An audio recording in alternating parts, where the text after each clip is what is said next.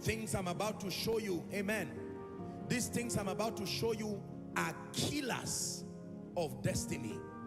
Ces choses que je m'apprête à vous montrer sont des tueuses de destinée. Ce sont des tueuses de destinée. Si vous ne les évitez pas, elles détruiront vos relations à tous les 4 niveaux et vous réduiront à une simple entité dans la vie. Je prie pour vous qu'au fur et à mesure que je vais les énumérer, au nom de Jésus, que vous preniez votre machette. C'est le moment de désherber votre jardin. Alors que je vais les mentionner, selon les types de relations auxquelles elles s'appliquent, je prie pour vous, au nom de Jésus, pour que vous receviez la discipline nécessaire pour commencer à les arracher. Que d'ici la fin de cet enseignement, vous ayez un jardin bien nettoyé, bien entretenu, prêt pour que ce que vous y avez planté puisse vraiment pousser. Si vous le croyez, poussez un grand Amen.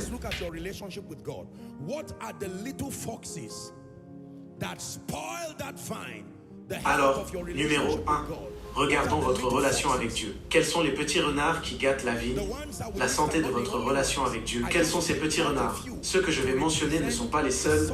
J'en ai simplement choisi quelques-uns pour illustrer les choses subtiles qui détruisent la relation des gens avec Dieu et qui finissent par rejaillir sur leur échec dans la vie et dans leur destinée.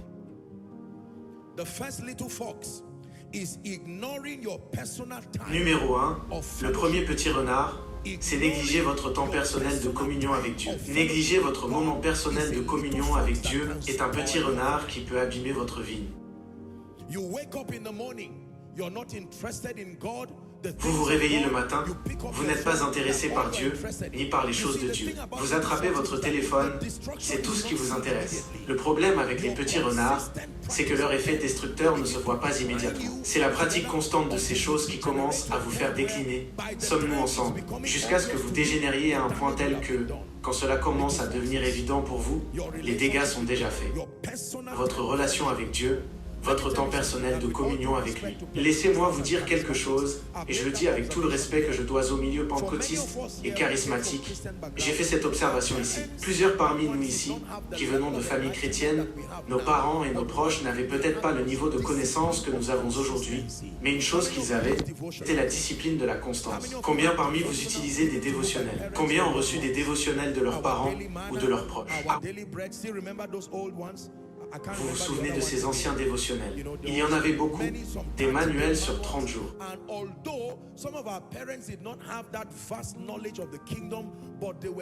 Et même si certains de nos parents n'avaient pas une grande connaissance du royaume, ils ont réussi à nous transmettre ces habitudes. Certains passaient 10 minutes par jour, et pour le pentecôtiste moyen, on peut penser que 10 minutes, c'est peu. Mais notre inconstance ne peut pas rivaliser avec les résultats que l'on a obtenus après 10, 20, 30 ans.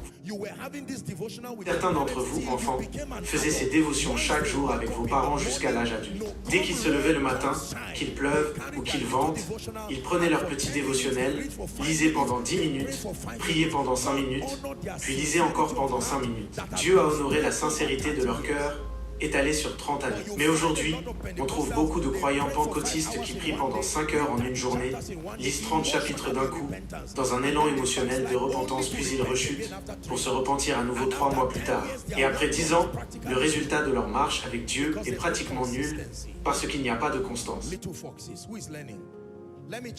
Petit renard, qui est en train d'apprendre quelque chose ici? Je veux vous lancer un défi. Ne pensez pas que la dévotion matinale est réservée aux enfants ou aux croyants faibles. Ce n'est pas vrai. Elle vous forme à la discipline. Vous êtes en train de façonner votre mentalité de manière spirituelle. Quand vous vous levez le matin, si vous n'avez pas encore atteint un niveau où vous pouvez lire 5 ou 10 chapitres par jour, ne condamnez pas. Ne laissez pas les réseaux sociaux vous faire culpabiliser. Commencez là où vous êtes. Sommes-nous ensemble?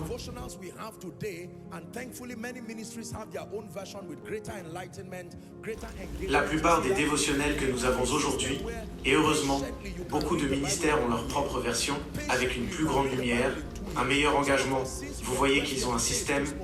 Patiemment, vous pouvez lire la Bible en 1 an. Patiemment, vous pouvez lire la Bible en 2 ans. Certains d'entre nous, depuis l'âge de 12 ans jusqu'à maintenant, vous n'avez pas encore lu la Bible de la première à la dernière page. Et pourtant, nos parents, avec cette patience enfantine d'étudiants, ils ont lu la Bible encore, et encore et encore, plusieurs fois. Nous avons la révélation, mais mon Dieu, eux ont la connaissance. Un cadre théologique. Ils connaissent presque chaque histoire de la Bible.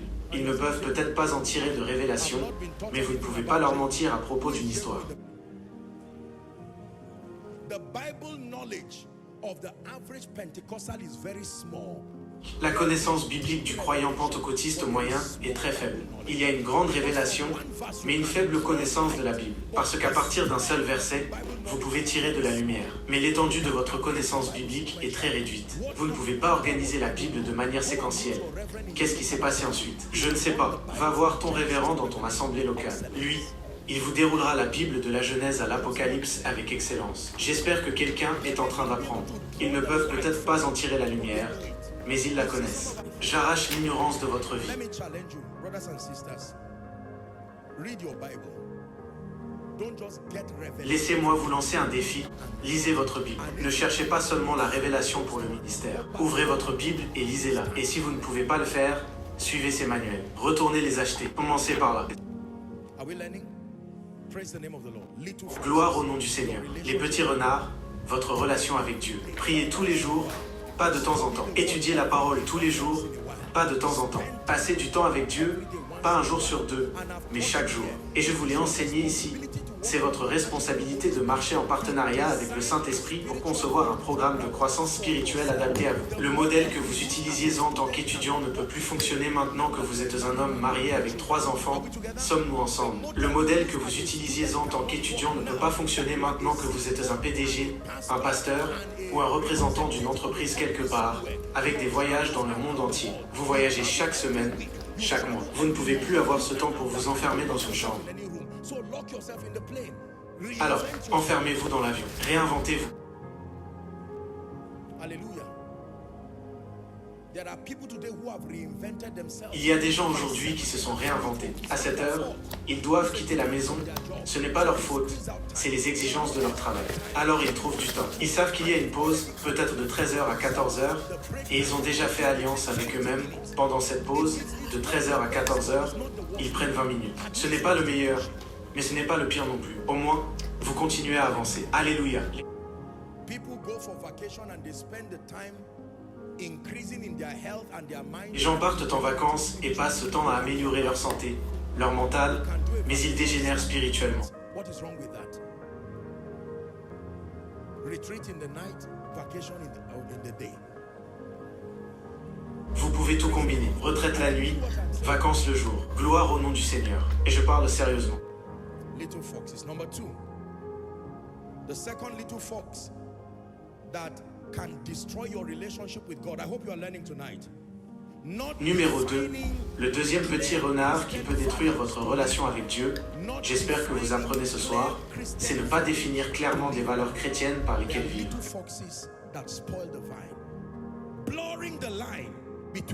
Ne pas définir clairement des valeurs chrétiennes par lesquelles vivre est un petit renard qui gâte la vigne. Cela brouille la ligne entre la vraie spiritualité, entre être un croyant et être un non-croyant. Ne pas définir clairement des valeurs chrétiennes. Let's hurry up very quickly. I'll just give you 3 here and then I leave. Be not deceived, the Bible says, evil communication corrupts good morals.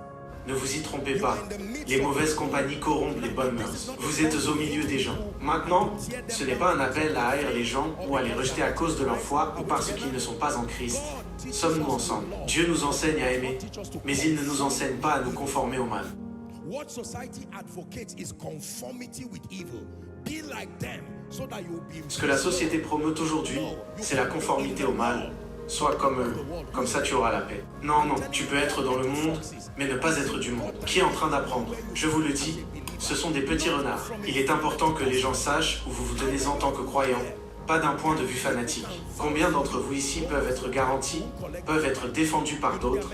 Ne perds pas ton temps, lui, il ne prendra jamais ce pot de vin. Vous savez, il y a beaucoup de croyants pour lesquels on ne peut pas dire ça. Non, on dit, donne-lui juste, on est tous comme ça. De toute façon, c'est du vol systémique. Définir des valeurs chrétiennes claires. 2 Corinthians 6:14.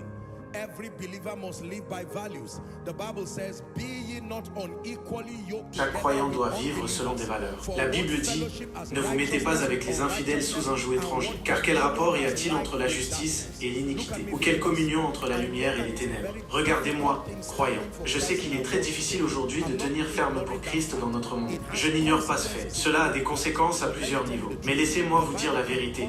La Bible nous encourage à obtenir la grâce nécessaire pour tenir ferme comme lumière. Que tout le monde dise « Je suis un enfant de Dieu ». Remarquez que je ne vous ai pas dit de dire « Je suis chrétien ». Dites « Je suis un enfant de Dieu ». Votre vie ne peut pas être n'importe comment.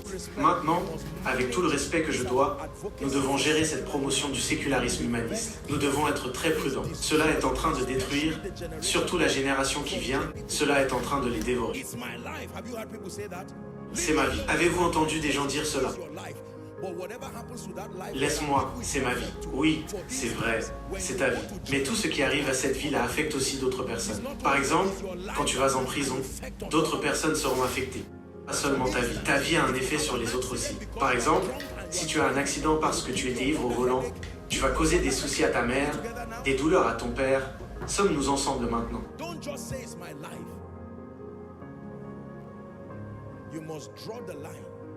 Ne dis pas seulement « c'est ma vie ». Tu dois tracer la ligne.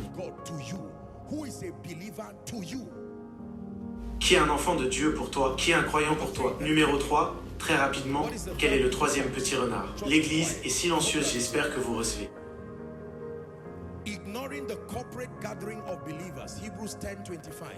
For an instance, I'm showing you a few little foxes that destroy the health of your relationship with God. Ignorez le rassemblement communautaire des croyants. Je vous montre quelques petits renards qui détruisent la santé de votre relation avec Dieu. Ils gâtent la vie. Il est écrit, n'abandonnons pas notre assemblée, comme c'est la coutume de quelques-uns, mais exhortons-nous réciproquement. Et cela d'autant plus que vous voyez s'approcher le jour. Beaucoup de gens aujourd'hui ont négligé le rassemblement des croyants à cause des offenses. Ils disent, tous les pasteurs sont pareils. Ils vous disent, toutes les églises sont les mêmes. Et en vérité, en ce qui concerne la nature humaine, ils ont raison. Il n'y a aucune église qui ne va pas vous irriter à un moment donné. Il n'y a aucun sermon qui ne va pas vous frustrer un jour, malheureusement. But some of those prunings is for your good. There are many people who are very obsessed with seeker-friendly sermons, seeker-friendly behavior. Il y a beaucoup de gens qui sont obsédés par des sermons qui caressent dans le sens du poil, par des comportements d'église qui évitent tout inconfort. Mais tout ce qui vous confronte, tout ce qui vous pousse à aimer Dieu davantage, à être taillé pour porter plus de fruits et pour votre bien. Les gens deviennent fâchés et disent « Non, j'aime pas ça ». Je ne parle pas d'insulter les gens, de mépriser leur parcours ou de les rabaisser. Mais je ne parle pas non plus de tolérer les gens au point de les laisser continuer à vivre n'importe comment. Non, monsieur, l'Église est appelée à être la colonne et l'appui de la vérité. Parmi les trois que j'ai partagés, le plus important auquel vous devez prêter attention ce soir, c'est votre relation personnelle avec Dieu. Quand vous vous levez le matin, que cela devienne une culture, sommes-nous ensemble. Cette journée ne devrait pas se terminer sans que vous ayez passé du temps avec Dieu. Cette journée ne devrait pas se terminer sans que vous ayez prié, sans que vous ayez investi dans votre esprit.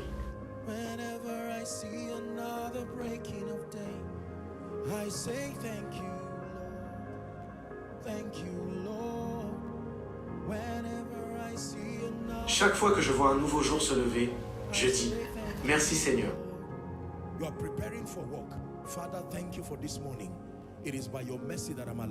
Vous vous préparez pour aller au travail.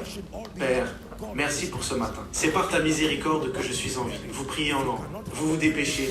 Certes, Dieu comprend, mais pendant que vous vous douchez, que vous vous préparez, si vous ne pouvez pas prendre le temps d'étudier, priez au moins en esprit. Assurez-vous de rester connecté à Dieu. Seigneur, je t'aime.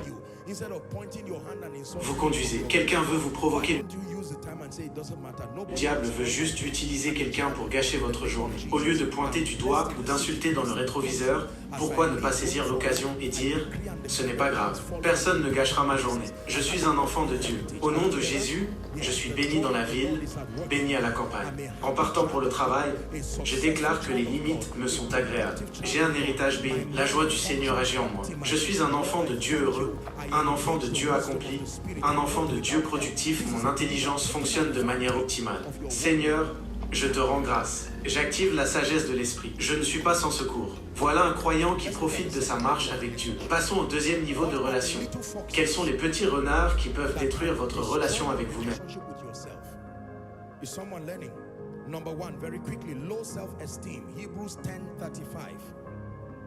Est-ce que quelqu'un apprend? Numéro 1, très rapidement, la faible estime de soi. Destroy your relationship with yourself is low self-esteem. The Bible says, cast not away therefore your confidence. La faible estime de soi. Le premier petit renard qui peut détruire votre relation avec vous-même, c'est la faible estime de soi. La Bible dit, n'abandonnez donc pas votre assurance à laquelle est attachée une grande récompense. Faible estime de soi. Is called self-hatred. Philippians chapter 1 or Philemon 1 and verse 6. Numéro 2, petit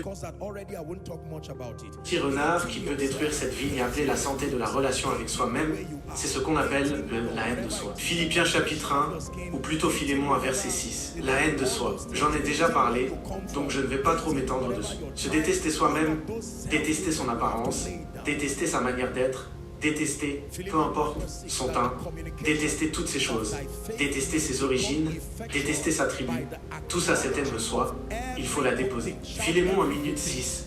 Que la communication de ta foi devienne efficace par la reconnaissance de tout le bien qui est en toi en Christ. Criez avec moi, tout le bien. Encore une fois, tout le bien qui est en toi en Christ.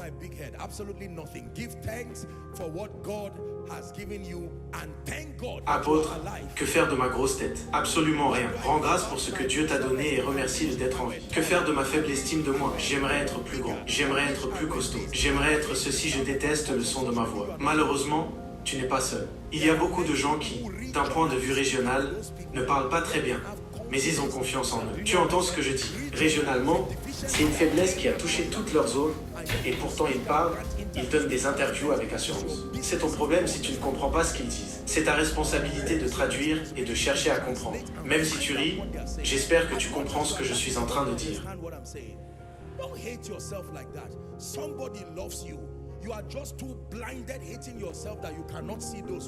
Quelqu'un t'aime. Tu es simplement trop aveuglé par ta propre haine pour voir ceux qui t'aiment. Faible estime de soi.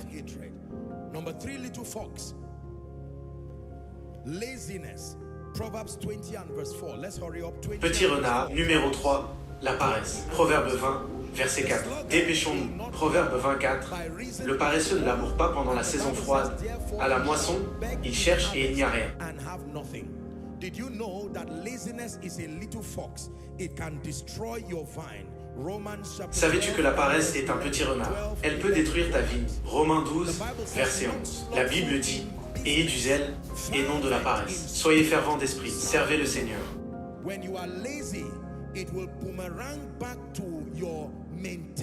Quand tu es paresseux, cela finit par revenir te frapper et entretenir cette faible estime de toi.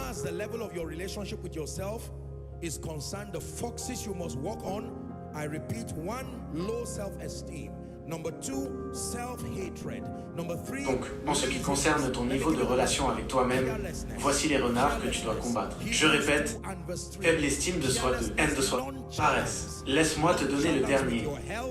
Nonchalance with your body, nonchalance with everything around you. How shall we escape if we neglect? La négligence. Hébreux 2, verset 3. La négligence, la nonchalance. Nonchalance vis-à-vis de ta santé. Nonchalance vis-à-vis de ton corps. Nonchalance vis-à-vis de tout ce qui t'entoure. Comment échapperons-nous? Dit la Bible, si nous négligeons. Elle parle ici du salut, mais cela s'applique à toutes les dimensions de ta vie. Tu ne peux pas échapper si tu es négligent. Si tu es nonchalant, désengagé, indifférent, déconnecté de ta propre vie. Nonchalance avec l'hygiène, nonchalance avec la santé, nonchalance avec la nourriture, nonchalance avec l'argent, nonchalance avec les paroles. Sommes-nous ensemble? Nonchalance avec tout et n'importe quoi. La négligence. Il y a des gens, parfois, ils s'allongent, ils ferment leur chambre, leur maison, leur portail, et parfois ils oublient. Ils s'en fichent. Il y a des gens comme ça, généralement laissés faire déconnecter de tout. If it works, fine, fine for them. If it doesn't work, fine, fine for them. Si ça marche, tant mieux. Si ça ne marche pas, tant mieux aussi. Ils perdent leur portefeuille avec toutes les cartes dedans. Ils s'en fichent. Leur diplôme tombe quelque part. Ils n'appellent personne. Ils sont juste là. Une vie négligente. It's a little fox. A little fox. Everything God gives you, He gives you responsibility over. C'est un petit renard. Tout ce que Dieu te donne, il te donne aussi la responsabilité qui va avec. Et avec tout le respect que je vous dois, il y a des pasteurs qui sont négligents même envers leurs membres. Ils n'ont pas pris le temps de mettre en place des systèmes qui garantissent le bien-être, spirituellement ou autrement, de leurs membres. Quelqu'un meurt, ils ne le savent pas. Et parfois, ce n'est même pas une assemblée si grande que ça pour qu'ils ne soient pas au courant. Sommes-nous ensemble? Il se passe quelque chose, ils ne savent pas. Il se passe de bonnes choses, ils s'en fichent. Il se passe de mauvaises choses, ils ne peuvent pas intervenir. Non, reçois la grâce ce soir. Dans les domaines où tu as été négligent envers ta propre vie, je prie que tu ramènes l'ordre dans ta vie. Crie Amen. Ramène l'ordre dans ta vie. Crie Amen encore. Ramène l'ordre dans ta vie. Once there's money, I just withdraw my thing like that. If he finishes, that's fine. If he's still there, fine. Do you know there are people who cannot define how they live? Money comes to them, 100,000, they spend 100,000 immediately. La négligence. Combien dépenses-tu par semaine? Je ne sais pas. Une fois qu'il y a de l'argent, je retire simplement comme ça. S'il finit, tant pis. S'il reste, tant mieux. Tu sais qu'il y a des gens qui ne peuvent même pas définir comment ils vivent. L'argent leur vient, 100 000 ils dépensent, 100 000 immédiatement. Puis ils disent, c'est fini, je fais confiance à Dieu pour un autre miracle. C'est leur manière de vivre pour toute leur vie. La négligence. Il y a des pères qui ne savent même pas dans quel trimestre scolaire leurs enfants sont. Est-ce le premier trimestre? Le deuxième? Négligence. Ils ne savent pas combien coûtent les frais de scolarité. Ils prennent simplement de l'argent. Voici 500 000 épais. Négligence. Qui encadre ton enfant? Tu ne sais pas qu'est-ce qu'on enseigne à ton enfant. Tu ne sais pas. Y a-t-il de la nourriture à la maison? Tu ne sais pas. Tes membres spirituels grandissent-ils? Tu ne sais pas. Hébreux 2 verset 3. Comment échapperons-nous si nous négligeons un si grand salut? Quelqu'un apprend-il quelque chose ici? Say again, in the name of Jesus, I weed away the little foxes that want to spoil my vine. Dis, au nom de Jésus, je déracine. Je déracine les petits renards qui veulent gâter ma vie. Encore une fois, au nom de Jésus, je déracine les petits renards qui veulent détruire ma vie. Alors, travaille sur ta faible estime de toi, travaille sur la haine de toi-même, travaille sur ta paresse, travaille sur ta négligence, et tu découvriras que tu évolues vers la version de toi-même qui donne gloire à Dieu, en éliminant tous ces petits renards placés par Satan pour détruire ta vie. Laisse-moi maintenant te donner le numéro 3 très rapidement, ta relation avec les hommes. C'est un point très important. Quels sont les petits renards qui peuvent affecter ta relation avec les autres? Can any two people at all, a husband and a wife, can any two people work together, people within a company, can any two... Amos 3 verset 3. Deux hommes marchent-ils ensemble sans en être convenus? Deux personnes peuvent-elles vraiment marcher ensemble? Un mari et sa femme, deux collègues dans une entreprise, sans être d'accord. Proverbe 18 verset 24. Celui qui a beaucoup d'amis les a pour son malheur. Mais il était l'ami plus attaché qu'un frère. Écoutez bien, il y a un ami plus attaché qu'un frère. Dis avec foi, je suis cet ami. Encore une fois, je suis cet ami fidèle. Gloire au nom du Seigneur.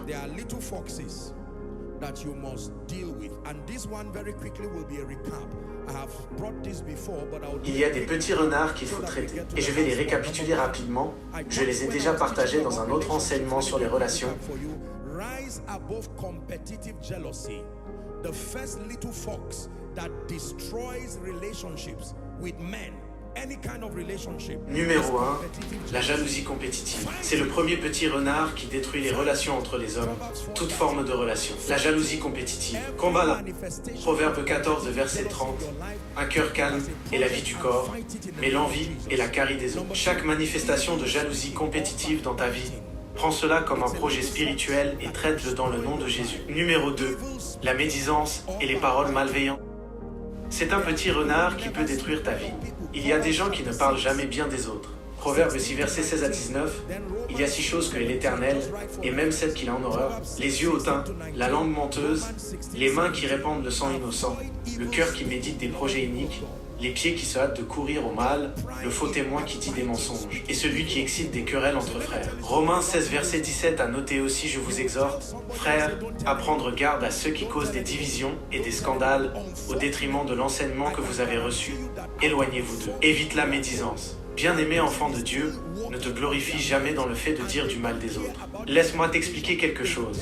Quand tu parles mal de quelqu'un à une autre personne, tu dis souvent « Ne dis ça à personne, ne dis à personne ». Malheureusement, je peux te garantir que parmi les 4 personnes à qui tu l'as dit, une d'entre elles va finir par parler. Et cette personne n'a aucun intérêt à protéger ce que toi tu veux protéger. Elle dira à quelqu'un d'autre. Ne dis à personne, puis cet autre répète.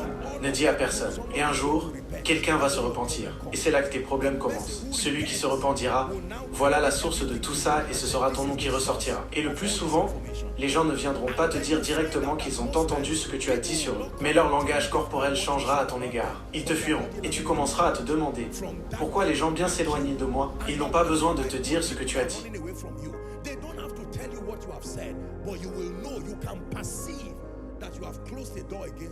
Mais tu sauras, tu percevras que tu as fermé une porte contre toi-même.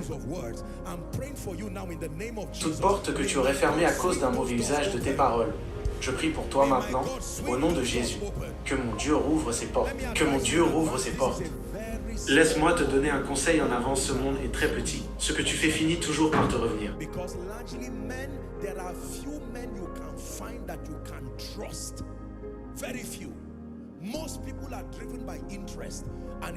Parce qu'il y a très peu de personnes dignes de confiance. La plupart des gens sont mus par leurs intérêts. Et en présence du profit, ils te trahiront en un clin d'œil. Apprends cela à l'avance. Sommes-nous ensemble? Very quickly. Little fox number 3, offense. The ease with which you get angry and irritated. It's a fox that can spoil your relational vine. Très rapidement, la médisance. C'est un petit renard, on en a parlé. Passons au suivant. Petit renard numéro 3, l'offense. La facilité avec laquelle tu te fâches. La facilité avec laquelle tu es irrité. C'est un renard qui peut détruire ta vie relationnelle. Travaille là-dessus. Le degré de facilité avec lequel tu deviens amer, frustré, irrité. Certains d'entre vous ne peuvent jamais entretenir une relation durable, même amoureuse, parce que vous n'avez pas la patience de laisser les gens grandir. Tu vis dans un monde idéal. Tout doit être à ta manière, selon tes règles. Quelqu'un arrive en retard. Il devra payer pour ça pendant un mois. Tu ne peux pas vivre dans ce genre de monde. Il y a des gens comme ça, trop idéalistes. Laisse aux gens la possibilité de grandir. Il y a des femmes comme ça. Il y a des hommes aussi. Tu fixes un dîner avec quelqu'un, il arrive avec 5 minutes de retard, tu te lèves et tu dis « Je m'en vais, je suis trop précieuse pour ce genre de manque de respect. » Mais sais-tu ce qui s'est passé? Et si sa mère était malade et qu'il a dû courir à l'hôpital? On perd tellement d'opportunités à cause de faux principes que l'on érige.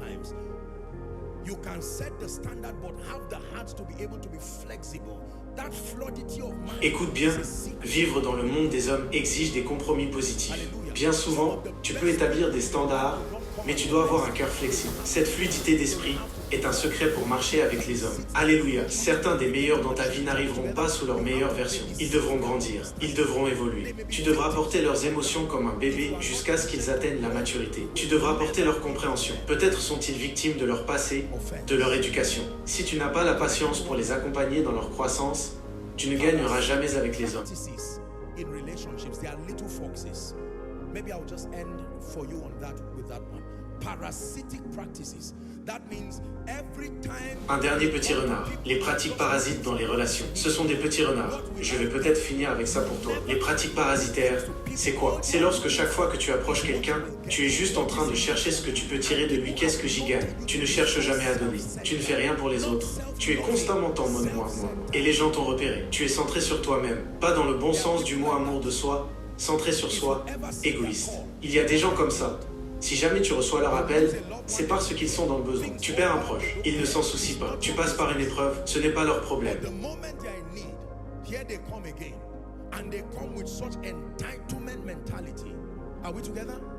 Mais le jour où ils ont besoin de quelque chose, ils réapparaissent. Ils viennent avec un sentiment d'éligibilité. Tu dois m'aider. Sommes-nous ensemble? Il y a des maris qui n'apprécient jamais leur femme. Tu sais que dans ce mariage, tout est à sens unique. La femme fait tout, elle travaille, elle cuisine, elle fait ce que l'homme devrait faire, et il n'y a aucune reconnaissance. Parfois, c'est l'inverse aussi. Des femmes ou des maris. Les relations doivent être mutuellement bénéfiques. Même si ce n'est pas toujours égal, ça doit être mutuel. Laisse-moi t'enseigner une vérité. Aucun homme ne restera indéfiniment dans une relation où l'un est constamment le bénéficiaire et l'autre devient l'esclave. L'être humain n'a pas cette patience. Un jour ou l'autre, il finira par se révolter. Make sure you become an active contributor to the growth of any relationship. Are we together? Assure-toi de devenir un contributeur actif à la croissance de toute relation. Sommes-nous ensemble? 1 Timothy chapter 6, 16 and 17. What are the little foxes that can plague and affect your relationship with things? Media help. Allons à la dernière partie, ta relation avec les choses. Give us verse 17, please. It says, charge them that are rich in this world, that they be not what? That's the first little fox. You know what high-minded means? Pride, the pride of life. Recommande aux riches du présent siècle de ne pas être orgueilleux. C'est le premier petit renard. Tu sais ce que signifie orgueilleux? L'orgueil de la vie, être hautain. Et ensuite, placer sa confiance, numéro 2, dans des richesses incertaines. Aussi merveilleuses que soient les richesses, ici, cela ne signifie pas seulement l'argent, mais toute chose qui peut représenter de la valeur dans ta vie. Tes certificats, ton pédigré, quoi que ce soit, recommande à ceux qui sont riches dans ce monde de ne pas être orgueilleux. Le premier renard, cancer qui détruit les grands hommes, je te le dis, c'est l'orgueil. The moment you believe that the world cannot do without you, the moment you think God cannot do without you, the moment you are aware of the degree of your importance and you let it shift you to a point where you become full of yourself. Au moment où tu crois que le monde ne peut pas se passer de toi, au moment où tu penses que Dieu ne peut pas se passer de toi, au moment où tu prends conscience du degré de ton importance et que cela te pousse à être rempli de toi-même, la Bible appelle cela être orgueilleux. Tu es en train de permettre à des renards de détruire ta vie. Is pride, being full of yourself, vainglory. You must trust God for grace to tame pride. Parce que Dieu fait grâce aux humbles, mais il résiste aux orgueilleux. Donc le premier renard, numéro 1, l'orgueil. Être rempli de soi-même, la vaine gloire. Tu dois faire confiance à Dieu pour avoir la grâce de dompter l'orgueil. Il y a des gens qui sont arrogants sans raison. Il y en a d'autres qui sont arrogants à cause de quelque chose. Les deux sont mauvais. Que tu sois arrogant à cause de quelque chose ou sans raison, la Bible te donne un avertissement. Numéro 2, placer ta foi dans les choses. Cela signifie qu'elles deviennent la base de ta confiance. Je te le dis, c'est un renard qui détruit la vie. Et je te soumets qu'au moment où Dieu commence à t'élever et que tu vois ce que l'élévation peut produire, en particulier l'influence et les finances, c'est avec subtilité. Tu ne te rendras même pas compte à quel point tu as reposé ta confiance sur ces choses.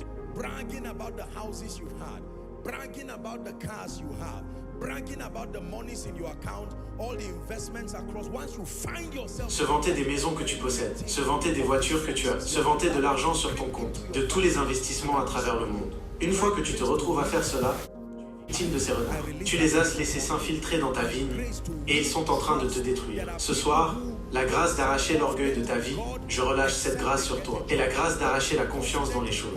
Il y a des gens qui ne semblent confiants en Dieu que s'ils obtiennent un emploi, ne semblent confiants en Dieu que s'ils obtiennent une femme, que s'ils obtiennent un mari, que s'ils obtiennent certaines possessions matérielles. Et c'est pourquoi, la plupart du temps dans le monde, nous aimons exposer les choses autour de nous. Regarde ma voiture, dit-on. Regarde ma maison, dit-on. Je suis un homme riche, regarde mon compte en banque, regarde mon salaire, regarde mes investissements. Parce que nous espérons tirer du respect de ces choses. Malheureusement, cela arrivera.